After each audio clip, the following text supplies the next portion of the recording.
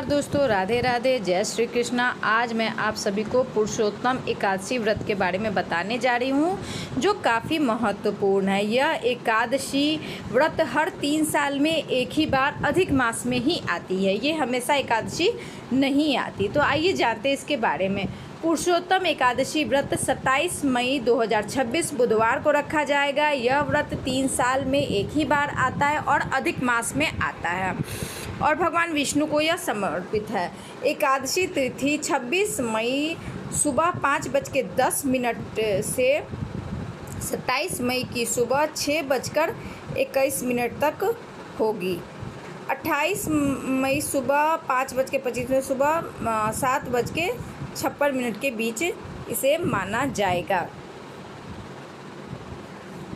तो अगर देखा जाए तो उदया तिथि के अनुसार भी जैसे 26 को भी मना सकते हैं और 27 को जो है वो एकादशी तिथि जो है वो समाप्त हो जाएगी। तो 26 को ही मनाया जाना चाहिए, लेकिन अब तिथि का जो ज्योतिषी होते हैं तो लेकिन मनाई जाएगी 27 को।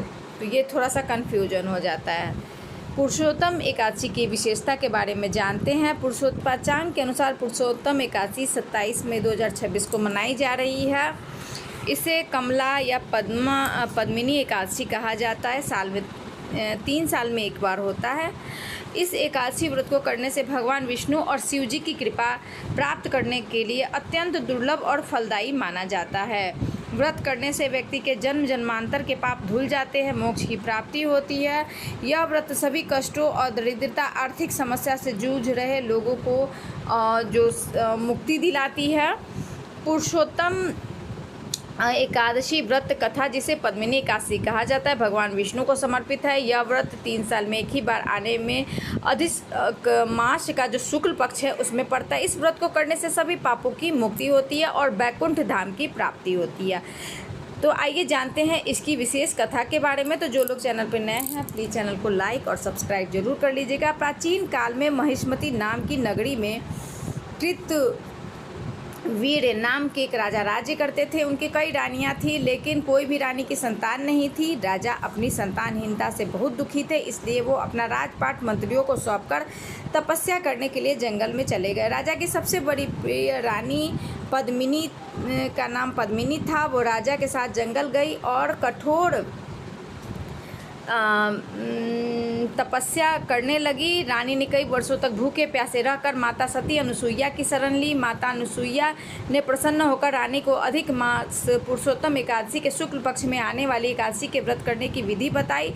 माता अनुसुईया के निर्देशों के अनुसार रानी पद्मिनी ने विधि विधान से पुरुषोत्तम एकादशी का व्रत किया और व्रत के प्रभाव से भगवान विष्णु प्रकट हुए और वर मांगने को कहा। रानी ने राजा के लिए एक योग्य और शक्तिशाली पुत्र का वरदान मांगा, जिसे देवता भी हरा न सके।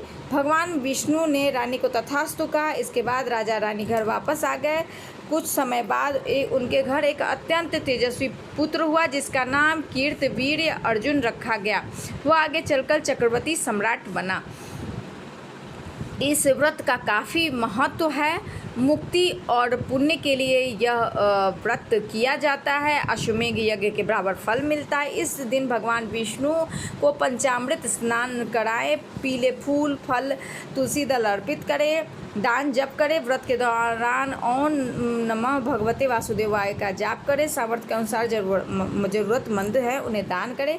इस दिन अन्न, चावल, गेहूं का सेवन वर्जित माना जाता है। फलाहार सात्विक तरीके से करें। अगर ये छोटा सा वीडियो आप सभी को पसंद आया तो चैनल को लाइक और सब्सक्राइब जरूर कर लीजिएगा।